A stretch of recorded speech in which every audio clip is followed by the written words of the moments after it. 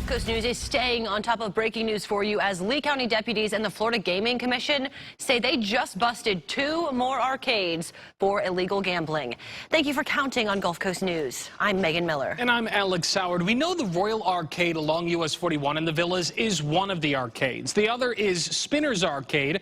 That's along San Carlos Boulevard in Iona. Our Gulf Coast News reporter Madison Zaleski is live for us from the Royal Arcade in the Villas. Madison, what can you tell us about these raids? We went to both arcades that deputies raided today, and the one here, we are right now at the Royal Arcade on US 41, and I'll take a step out so you can see what I'm seeing, but deputies are no longer here. However, the windows are completely covered with tape, so you can't even take a look inside. We also saw a few players who went up to the door, and it was clearly closed and shut down, so many questions are still up in the air. But here at the Royal Arcade, we also watched deputies haul away slot machines and shut down gambling. Earlier this afternoon, we were behind the arcade in the Villas as deputies loaded several illegal slot machines into a truck.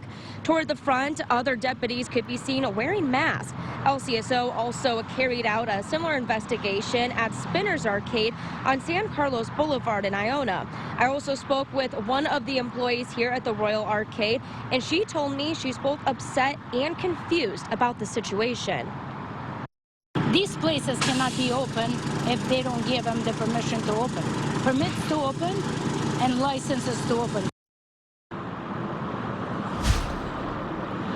Now, I did reach out to the Lee County Sheriff's Office, and they don't have any other information to give me at this time. But once we have more updates, I will make sure to give you that information. For right now, reporting live here, though, in Lee County, Madison Zaleski, Gulf Coast News. We have shown you many arcade raids in the past month in Lee County. In early October, Cape Coral police were at Pirate Treasure Arcade and another location on Southeast 47th Street. Police removed 139 illegal slot machines and nearly $177,000. And last month, Lee County deputies raided the Miss Q Lounge on US 41 in Fort Myers, Vegas Nights on US 41 in North Fort Myers, and the Royal Arcade on Palm Beach Boulevard in Fort Myers. Deputies at the time say they seized nearly $37,000 and 111 illegal gambling machines in these raids. LCSO says the 3 businesses allowed people to play slot machines and receive a cash payout, which is illegal in Lee County. Investigators say players have a low chance of ever winning. Breaking news at 3, we have just learned the names of a wife and daughter killed in a murder-suicide in Lehigh Acres. Family members say Yasel Mena Agia shot his 35-year-old wife, Mylin Lara, and their 14-year-old daughter, who they say is Melanie Mena, before turning the gun on himself.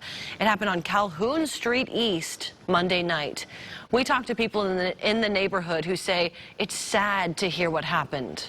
Yeah, they were young. Yeah, that's sad. And all those lives are gone now.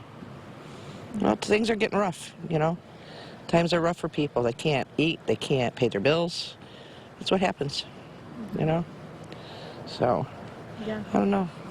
Lehigh Acres Middle School sent a message to families saying they're deeply saddened that one of their students passed away.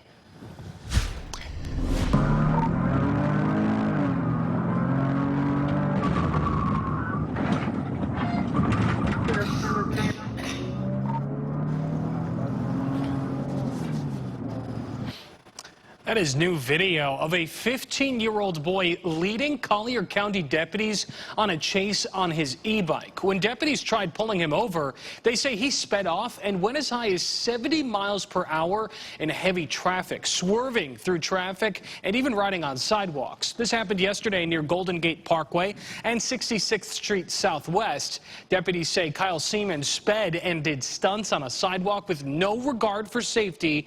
He crashed in a ditch near Santa Barbara Boulevard and Recreation Lane. He's now facing charges. Lee County deputies arrested a man who they recognized for breaking into a home. Deputies say John Little attempted to cut through a lanai screen and tried to get inside on Sunday night. Take a look. LCSO says they recognized Little from a different incident the night before. This happened along Windjammer Way near Park Road. Little's now facing burglary charges. A man accused of dealing drugs with a murder suspect is now off the streets. LCSO arrested Tristan McCree yesterday at his home on Delaware Avenue. Deputies say McCree is involved in multiple drug deals with Derek Church. As for Church, deputies arrested him Friday after uncovering drugs at the Venetian Apartments in Fort Myers. Church is awaiting trial for 2 teens' murders at Club Blue in Fort Myers back in 2016. New at 3, trying to make one of Cape Coral's busiest roads safer without waiting so many years. Lee County commissioners are talking about pushing up the widening project on Burnt Store Road.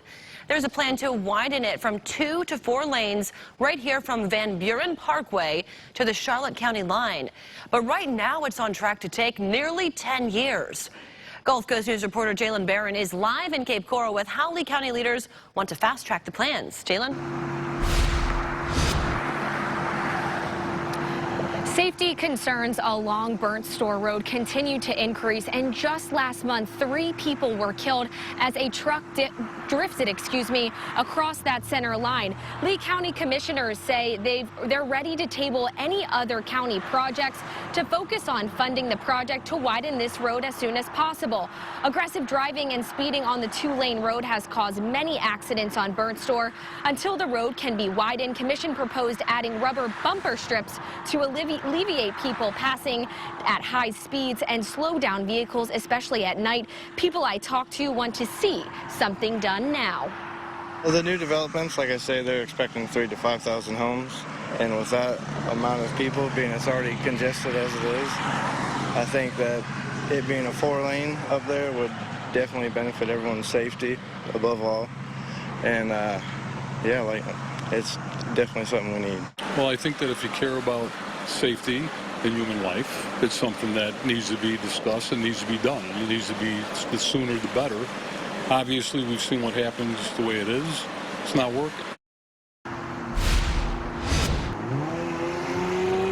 Now, other neighbors that I talked to in the area say they are terrified to turn onto Burnt Store Road, and Lee County Commission will discuss this at the next meeting that is on November 18th. Count on Gulf Coast News for updates. Live in Cape Coral, Jalen Barron, Gulf Coast News. Jalen, thank you. The woman accused of trying to kill her family in Lehigh Acres appeared in court today for the first time. A judge appointed 59-year-old Barbara Bates a public defender today. Lee County deputies say they got a call earlier this week from 59-year-old Bates and responded to her home along Almelia Street in Lehigh Acres. Investigators say Bates attempted to kill her family as part of a suicide pact because they were being evicted. A judge ordered for her first appearance again in court tomorrow to give the state attorney's office time to file a motion. Gulf Coast News will keep you updated.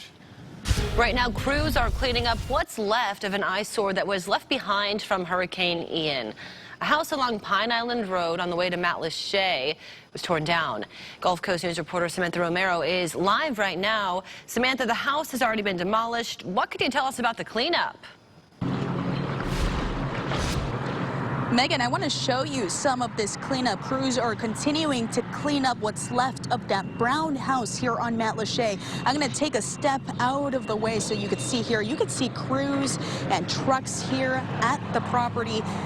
People I talked to say this feels like a sign of progress here on Matlacha that's recovering from Hurricane Ian. You might remember this brown house. It's the first thing that you would see when you get to Matlacha. This damage dates all the way back to Hurricane Ian. Honch Industries said it was on the list for the county to demolish it, but the company wanted to speed up the process, so it bought the property and tore the home down yesterday. The next door neighbor plans to buy the property and turn it into a green space and a Hurricane Ian memorial. Yeah, so I was actually coming home and I saw the big bulldozers. I believe Honk is doing that, and I saw everything going on, and I was really happy to see that. You know, again, it's sad, but it's moving forward. We have to move forward as a community, and it was really good to see that it's coming down. The county says this is not the only progress that you'll see here on Matlacha. Just down the road, the county says it's working to demolish another property that's under current county contract. Now in September, commissioners agreed to spend $349,000 to demolish and remove the debris of 28 unsafe structures throughout Lake County. I'm live here in Matlacha. Samantha Romero, Gulf Coast News. If you're driving on the Little Pine Island Bridge tonight, heads up, there will be some closures. Crews are going to be closing the eastbound lane tonight from 8 p.m. till 5 tomorrow morning. Crews are going to be moving the temporary barrier wall for a concrete placement on the bridge deck. Crews will be there to direct traffic. The longer the government shutdown lasts, the wider the impacts get. See where plans to reopen it stand coming up at 3:30. And it's almost time for the holiday shopping spree, what you can expect for your holiday shopping this year. That's coming up next at 3. Tonight at 6.